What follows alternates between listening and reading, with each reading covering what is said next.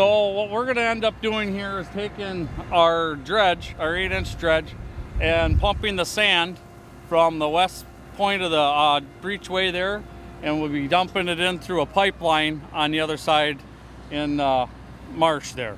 And we have control stakes set out there for our grade points, and we'll be setting that up, and we'll be tying into each side of the marsh and dishing the sand down into it. That's pretty much it. It's not much, just you got the 8-inch pipe, dumping the sand down in the marsh, digging it up with the pumps. You talk about that drill bit. Okay, the cutter head. So at the end of the dredge, we got what we call a cutter head.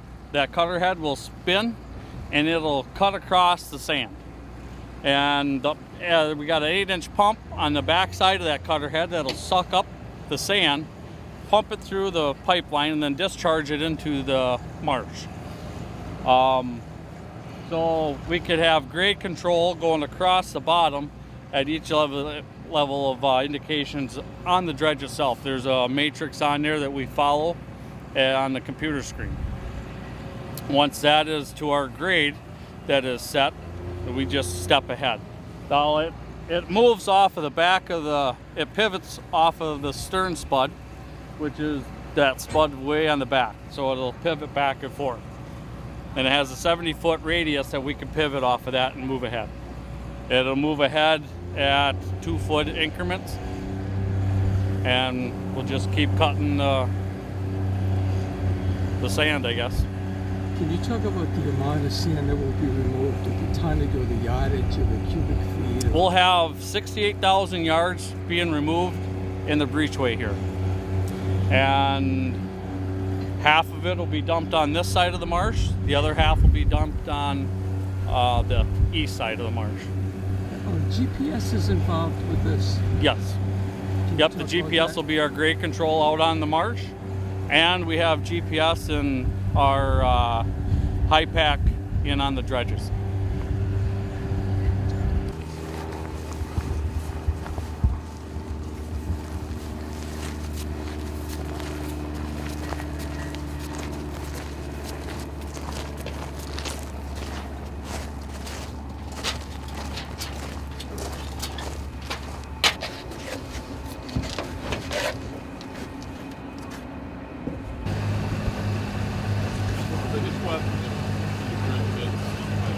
The run we're going on through here will go about 70.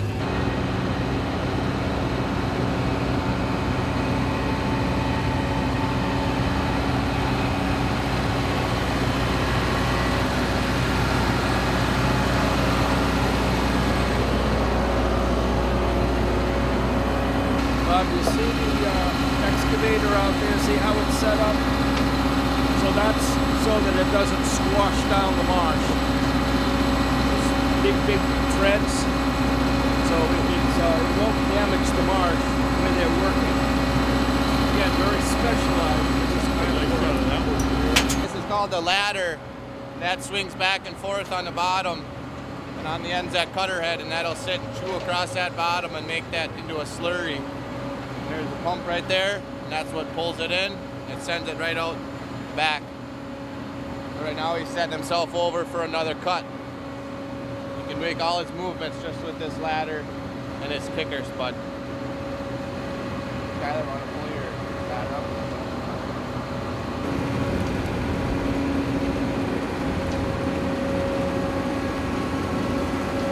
Keep it spinning too. So there's your cutter head that spins around. There's teeth on there, chews it all up real nice. Makes a good slurry.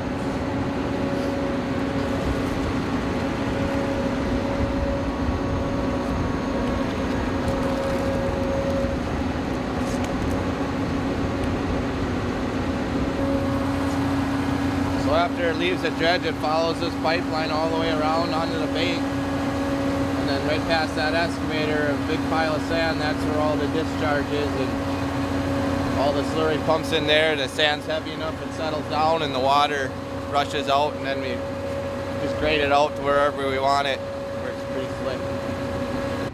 So here you can see the computer monitors where that cutter head is at all times, and he keeps it at a certain level, and when he's done that'll look pretty much close to grade. This is a cut he's making, and all these are controlling his pressures and make sure all the material is moving through the pipeline the way it's supposed to. How does the GPS come involved with this? Is this... So the GPS is set up to show you exactly where that dredge is. When he moves this dredge over, you'll watch it move over here. And it's also set up on this cutter head. So when he picks that ladder up, that cutter head comes up or down. Wherever he puts it, the computer tells you where it is. So he always knows exactly where he's cutting at. It's very accurate.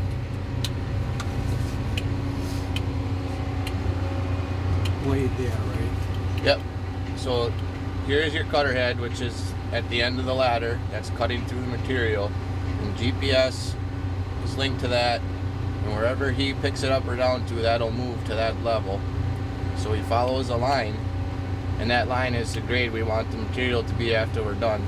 This is how much material is actually there. So as he cuts through it, it disappears. Same with up here. GPS is linked to the machine. When he sets that over, it'll follow him. It also tracks his progress. So all this dark blue here is all material, and after he goes through it, it turns to a different color so he knows that he already went through that material. And after he's all done, we come through and survey it, and they give us a map of how it cleaned up. It'll show us where he got a little high, where maybe he was a little low, and then we can go back and sweep through it and take up some more, or if it's most of the time it's usually very close and we can leave it right alone.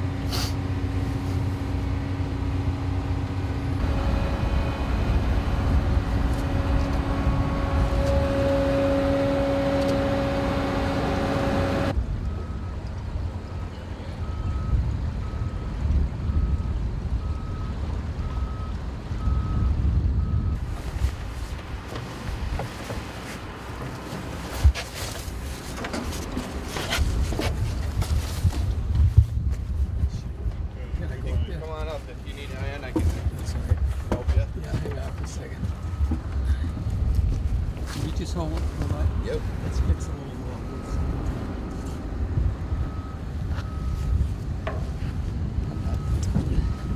Careful, it's a little slippery.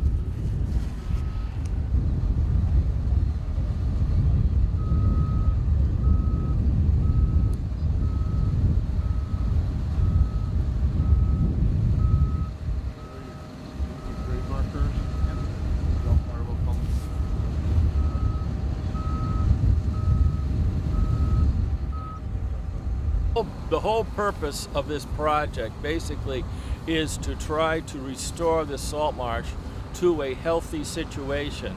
Currently, as sea level has raised up, the marsh is actually drowning in place. Instead of it draining properly at a low tide, it's got big puddles of water in it, and you get algae and so forth that kills the vegetation in there. And as a result, there's a transition from the healthy salt marsh vegetation, the different diversity of plant life in here is starting to go away. And of course the other thing too, and very importantly, is that the environmental quality of the salt marsh is compromised. So the various species of wildlife is losing its habitat. And there are two particular species of birds that are almost getting extinct because of the loss of marsh area.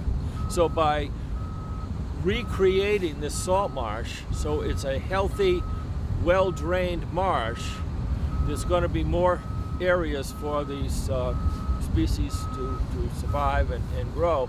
And at the same time, the value in terms of fish habitat is going to improve as well, because you're going to get away from the stagnant, low oxygen water area into, again, a healthy habitat, because the salt marshes they are the primary producers.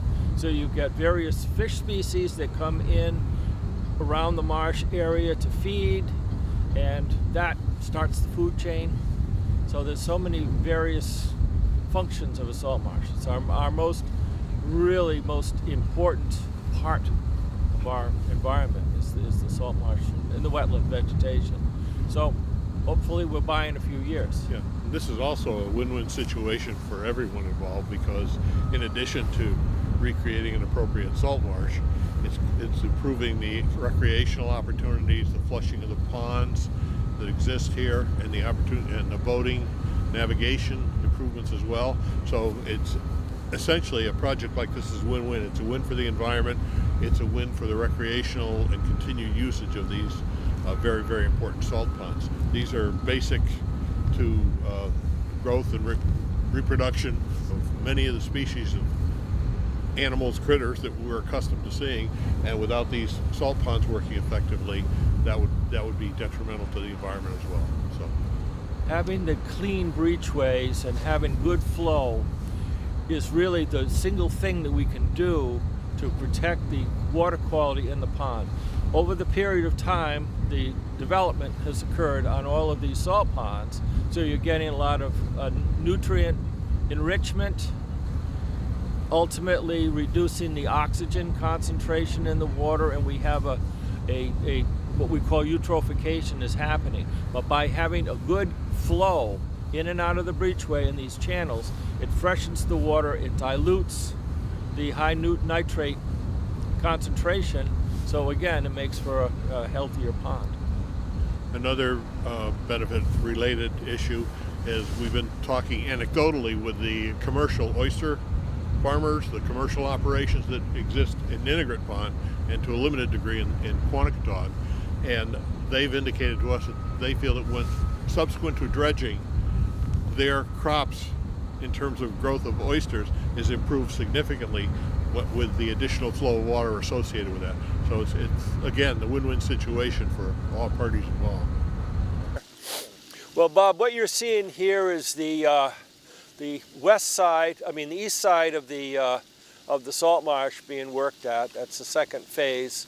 The main channel is now being dredged, and the material is coming into this end of the marsh area. Most of this marsh area is state and government owned, also owned by some private conservation trusts. During the Depression era, they did a lot of mosquito trenching in this area. And of course, we know now over time that that wasn't a good practice to be in. And so what it did is it caused a lot of shoaling and again, blockage of the flow and proper drainage of the salt marsh. So the preparation for this project, elevations were taken throughout this marsh area, and essentially the sinkholes, if you will, and pans were identified, and they will receive more of the material vertically than some of the other spots. So we will have a well drained marsh when it's all said and done. In most cases, the layer of material that's placed on the marsh will be thin enough that the existing vegetation will grow through it and again restore a healthy marsh area. Other areas that receive more material with more of a vertical difference will have to be replanted. So in May, usually in May, April, May, June area, teams of volunteers will come out and revegetate the plant life that needs to be done. And this is all being done by competent biologists that know the wetland ecology here. Most of the material that'll be planted comes from a nursery down in New Jersey, but we also have a little pilot program of local high school students that are also learning to grow marsh grass in their agriculture vocational program. So they too will be involved in the replanting of the marsh. But right now it looks pretty beat up because they're just trying to restore the elevations.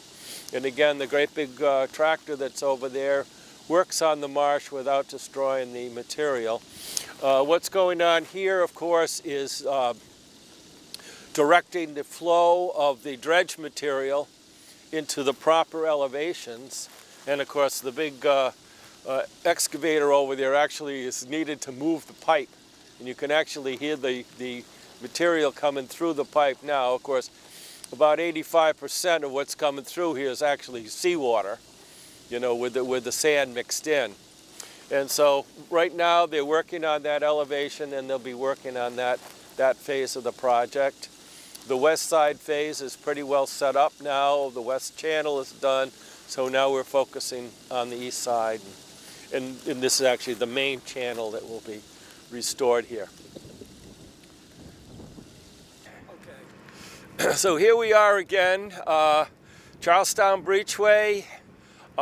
Again, thanks to a lot of hard work, particularly the Charlestown government, CRMC, we were able to realize that there was a problem developing, shoaling up the breachway, which wasn't dredged that long ago.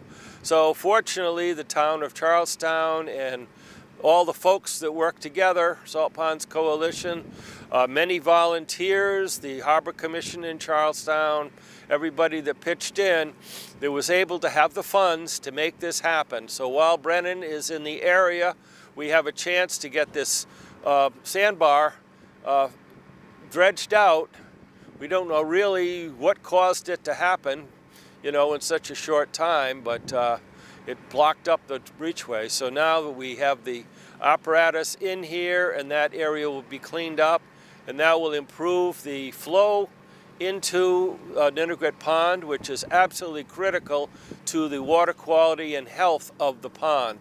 When these areas are blocked up like this, the water gets stagnant, there's a buildup of nutrient materials, you tend to have low oxygen, and the aquaculture guys have actually found that they have a rust tide when that happens. So by having a good fresh flow, a good tidal flow through the breachways makes all the difference in the world. So thank goodness all the moons lined up, and there was sufficient funds, and Brennan was right here in town to be able to do this. So this is working out very, very well. Of course, the material coming from this operation is going out for beach replenishment, which is always needed, particularly in this part of the area. This benefits the Charlestown Beach area, but also, since longshore drift brings the material from west to east, Green Hill Beach will also get the benefit of this, this dredging operation.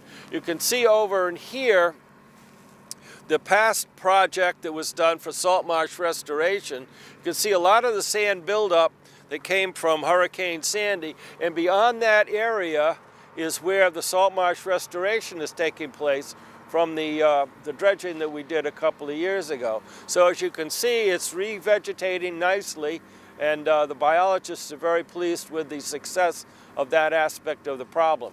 This particular project, this actually is a maintenance dredging, and the material's going out for beach restoration out in front. Okay, well, this is the end result of the dredging operation. The pipe is going down right along the high tide line of Charlestown Beach, and the material will be used for beach nourishment, which is a really good thing. This beach, of course, has, like all the other coastal beaches in Rhode Island, had its share of beach erosion. And some of those houses that area that's right immediately behind us, where there's a clearing, was actually 3 houses that were destroyed in a winter storm in 77, 78. And some of those houses have been moved. So it's very important to maintain this beach in a good, healthy manner. And certainly the dredge spoil gives it good material, and it's all beach sand material that goes back on to restore the beach. The reason that we do it this way is to put the water right into circulation. One of the main movements of water in this area, called longshore drift, actually there's a net movement that goes from west to east. So between the Earth's rotation, the orientation of our beaches the way they are, there is a movement of that sand. So by putting the sand right at the tide line, high tide line, The next tide will carry that sand where it wants to go, where it belongs, rather than have a pile somewhere. So it's a good, healthy distribution. And as I said, it moves from west to east. So anything east of where the pipe ends up is going to get the benefit of it. Certainly in the short term, Charlestown Beach, and in the long term, Green Hill Beach also will be given a lot of this sand material as it works its way down. If we did have the discharge, like a lot of places down south, they will just pump the sand right onto the beach face. And then they'll take a big machine, front end loader or whatnot, to distribute it. This makes it a lot smoother, a lot easier, let nature do its thing. On the other hand, if it were piled up on the beach face, then that would open up the necessity for a piping plover restoration, which may impact public access to this area during the mating season of the piping plovers. So by this material going into the sea and being washed that way, it not only replaces and restores the beach area, but it makes it a good public access for the general public. Enjoys these areas.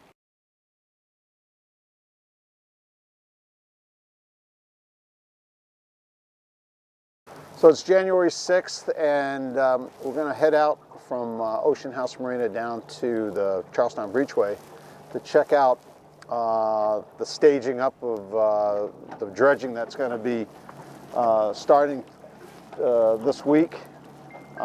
This was a maintenance dredging of the Breachway area that is being funded by the town of Charlestown in its entirety. Unlike all the other dredging that we've done recently in the last 10, 15 years, it's always been done with state matching grants or federal grants. And most of it was all done for restoration purposes. The first dredging that we did, I'm sorry if I have the dates right, but I think it was 2010, was for eelgrass restoration. And that was after a long, long time trying to figure out how we could get dredging done to help combat the influx of sediment into the pond, which was basically burying all the eelgrass beds. It was restricting water flow into the pond. And so to get dredging is very expensive. And the town alone didn't have the funds. The state wasn't very receptive to giving Little South County, Charlestown, any money to do it. So what we did was back then we had seen, went into Chafee's office one day, and I remember I was with Ganz and a few other people, and an aide said, well, what about eelgrass? Do you have any eelgrass? And of course we said, yeah, that's, the sand has been smothering them. Where we had real beautiful eelgrass beds, they were all now completely filled in with sediment. He goes, there we go. We've got our avenue of getting dredging done. So that was the first phase, and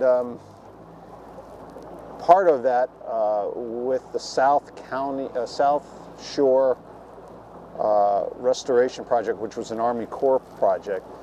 Part of it was a maintenance aspect of it, and that the state agreed to maintain the dredging to keep their eelgrass beds from getting submerged. And I believe they did one other dredging under that. Then about 2 or 3 years ago, we had the Marsh restoration. Now this was a totally different avenue of money. It came from the Department of Interior, I believe, and the Nature Conservancy.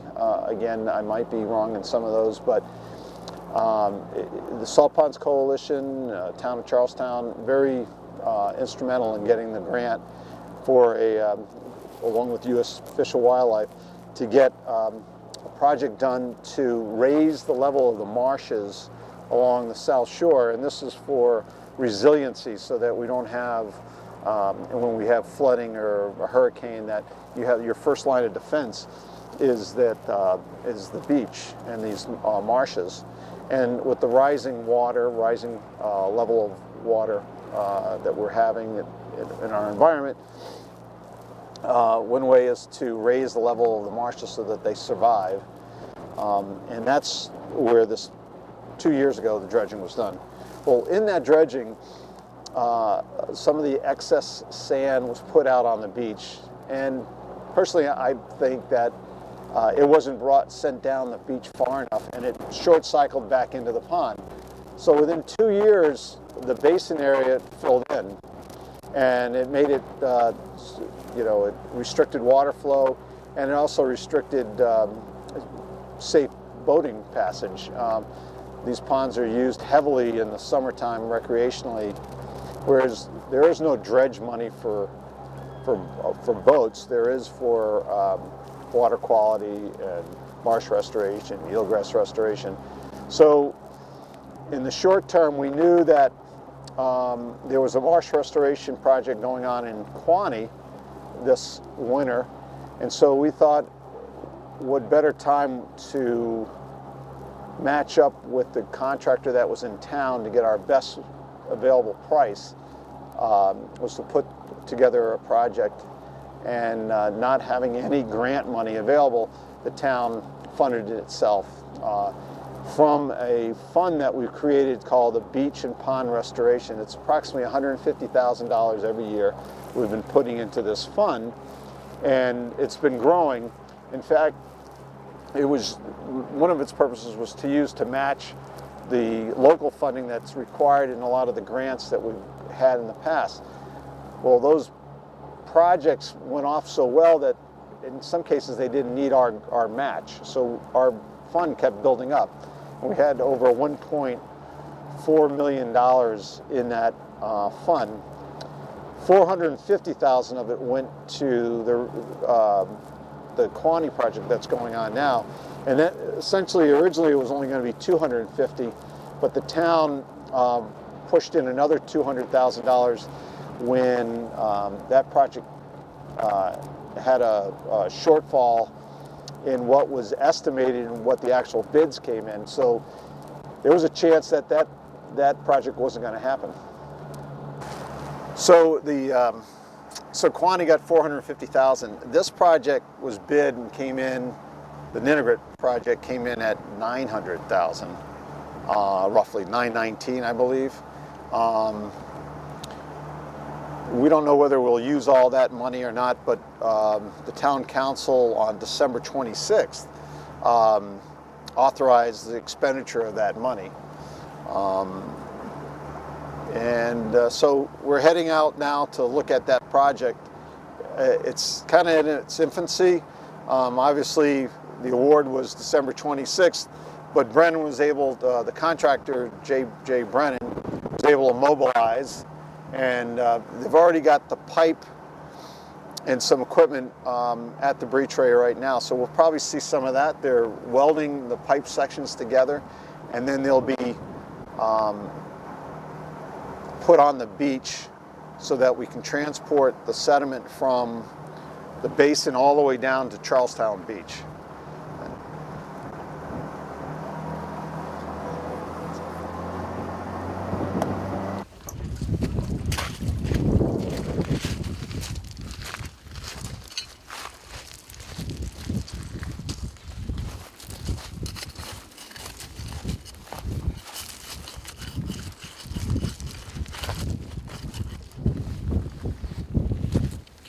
Over it, but this pipe will then come out of the water right here, just like you have it now, and it'll go out onto the beach and all the way down to Charlestown Beach. We had to get permission from every property owner along the beach so that we can run the pipe above the high water mark, so it doesn't risk of being on a storm, if there's a storm event, that doesn't get washed into the ocean. Here's the actual breachway, and then it opens up. And this area is what we call the basin area. And the design was so that when sediment came in, a large area would slow the water down and drop the sediment out of suspension and collect here. Well, Mother Nature always does strange things, so what man designs doesn't always, Mother Nature doesn't follow. So in years past, the sand did settle in here to the point that where we are driving now would have been less than a foot or so.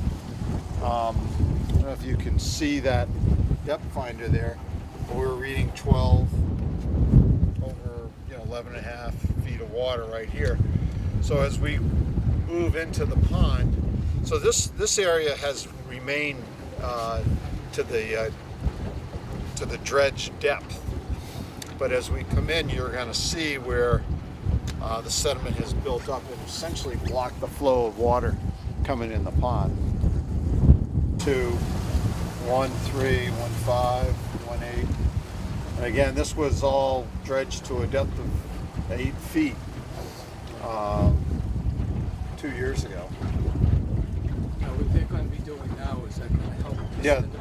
yeah, this is all going to be dredged where we are right now. This whole section in here.